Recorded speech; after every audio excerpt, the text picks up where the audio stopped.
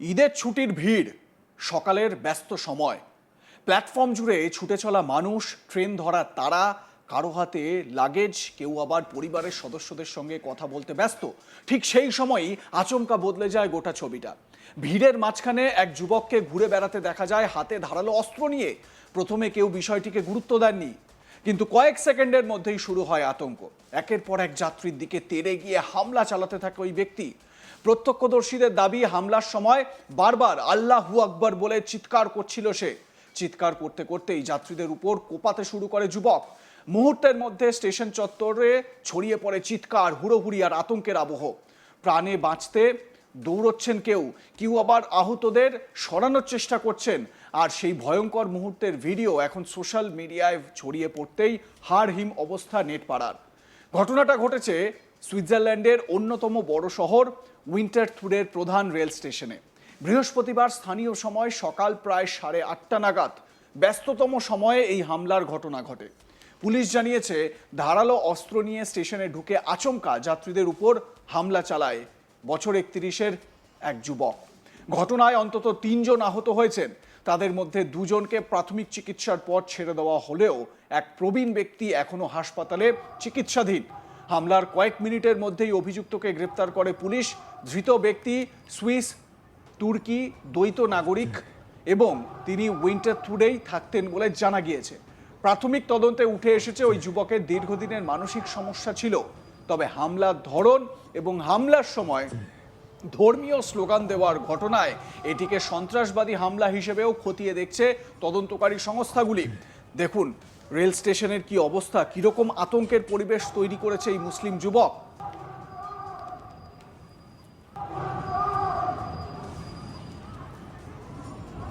Alte.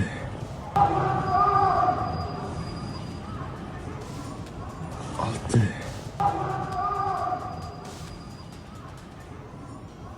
Alte.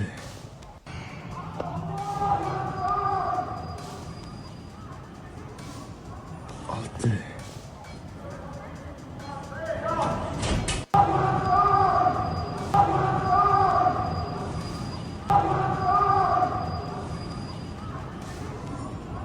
Alte.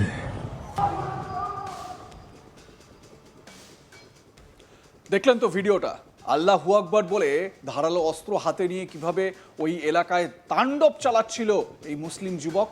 Police সূত্রে জানা গেছে, স্টেশনের ভিতরে প্রথমে এদিক ওদিক হাঁটাহাঁটি করছিল অভিযুক্ত। আচমকাই সে একটি ধারালো অস্ত্র বের করে সামনে থাকা যাত্রীদের দিকে হামলা চালাতে শুরু করে। প্রত্যক্ষদর্শীদের বক্তব্য, এত দ্রুত ঘটনাটা ঘটে যে প্রথমে কেউ কিছু বুঝে উঠতে পারেননি।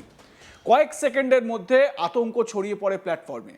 অনেকেই দৌড়ে পালানোর চেষ্টা করেন, কেউ ট্রেনের ভিতরে ঢুকে পড়েন, কেউ আবার মাটিতে শুয়ে পড়ে নিজেকে বাঁচানোর চেষ্টা করেন। সোশ্যাল মিডিয়ায় ভাইরাল হওয়া ভিডিওতে দেখা গিয়েছে, হামলার পর স্টেশন জুড়ে চরম বিশৃঙ্খলা পরিস্থিতি তৈরি হয়। কয়েকজন যাত্রী আতঙ্কে চিৎকার করছেন, আবার কয়েকজন আহত অবস্থায় পড়ে রয়েছেন। সেই সময়েও অভিযুক্তকে চিৎকার করতে শোনা যায় বলে দাবি করেছেন প্রত্যক্ষদর্শীরা। ভিডিও প্রকাশ্যে আসতেই নতুন করে আতঙ্ক ছড়িয়েছে সাধারণ মানুষের মধ্যে। ইউরোপের অন্যতম নিরাপদ দেশ হিসেবে পরিচিত সুইজারল্যান্ডে এমন হামলার ঘটনায় স্বাভাবিকভাবেই উদ্বেগ বেড়েছে। আর দেখুন, এখানেও কিন্তু সেই ইসলামোফোবিয়া, গোটা ইউরোপ যে ইসলামোফোবিয়ায় এখন একেবারে বলা যায় ধ্বস্ত হয়ে রয়েছে, আবারও সেই ঘটনা কিন্তু সামনে এলো। লন্ডন, সেখানে মানুষ প্রতিবাদে রাস্তায় নামছেন। মুসলিম সংখ্যা মানুষ বা মুসলিম সংখ্যাধিক্য বাড়ছে, তাদেরকে এই দেশ থেকে বেরিয়ে যেতে হবে। প্রতিবাদে সরব হচ্ছেন বহু মানুষ, কারণ একটাই, কারণ এই ইসলামোফোবিয়া। উইন্টারথুর মানে এই যে সুইজারল্যান্ডের এই স্টেশনটি, রেল স্টেশনটি, উইন্টারথুর পুলিশের এক আধিকারিক মারিয়াস ওয়েয়ারম্যান জানিয়েছেন, জরুরি পরিষেবায় খবর যাওয়ার মাত্র 5 মিনিটের মধ্যেই অভিযুক্তকে পাকড়াও করা হয়। দ্রুত পদক্ষেপ না করলে হতাহতের সংখ্যা আরও বাড়তে পারত বলে মনে করছেন তদন্তকারীরা। ঘটনাস্থলে পৌঁছে পুলিশ প্রথমেই স্টেশন ঘিরে ফেলে এবং আহতদের উদ্ধার করে হাসপাতালে পাঠায়। পরে গোটা এলাকা সিল করে তল্লাশি চালানো হয়। তদন্তে উঠে এসেছে, অভিযুক্ত যুবকের অতীত যথেষ্ট উদ্বেগজনক।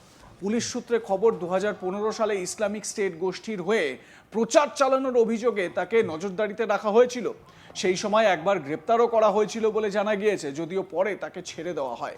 এবারে প্রশ্ন হচ্ছে যে এই রকম গুরুতর অভিযোগ পাওয়ার পরেও তাকে কেন ছেড়ে দেওয়া হয়েছিল, আর এখন যখন সে একটা কাণ্ড ঘটিয়ে ফেলেছে তারপর যেন তার বিরুদ্ধে কড়া অ্যাকশন নেওয়া হয়।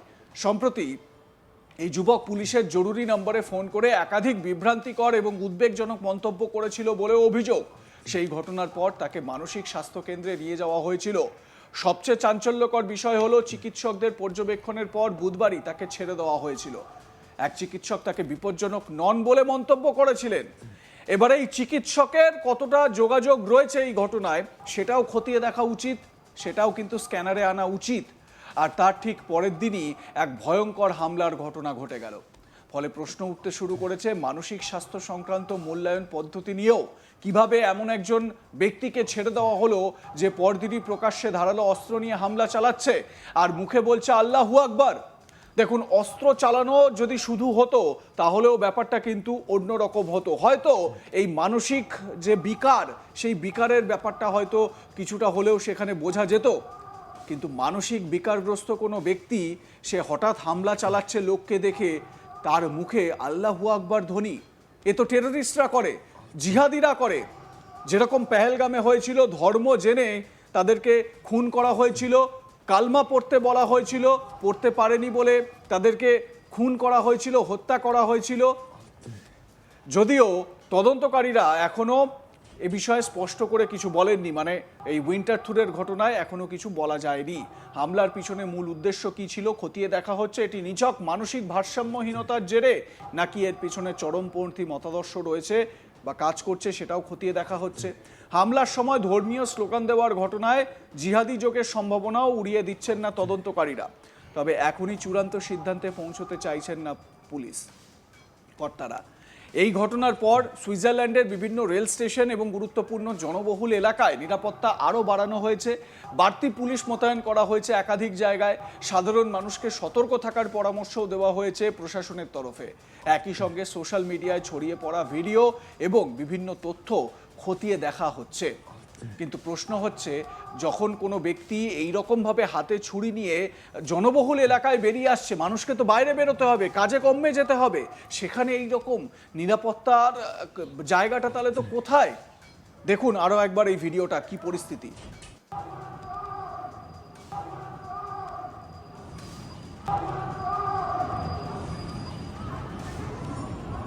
আলতে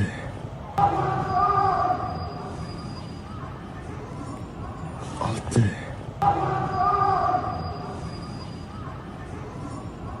আলতে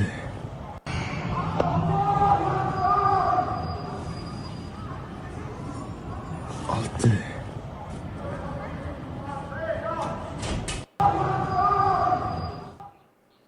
বিশেষজ্ঞদের একাংশের মতে সাম্প্রতিক সময় ইউরোপের বিভিন্ন দেশে লোন উলফ অ্যাটাক বা একক হামলার প্রবণতা বেড়েছে। এটাও কি সেই রকম? কি মনে করেন আপনারা? জানাতে থাকুন, দেখতে থাকুন আজ তাক বাংলা।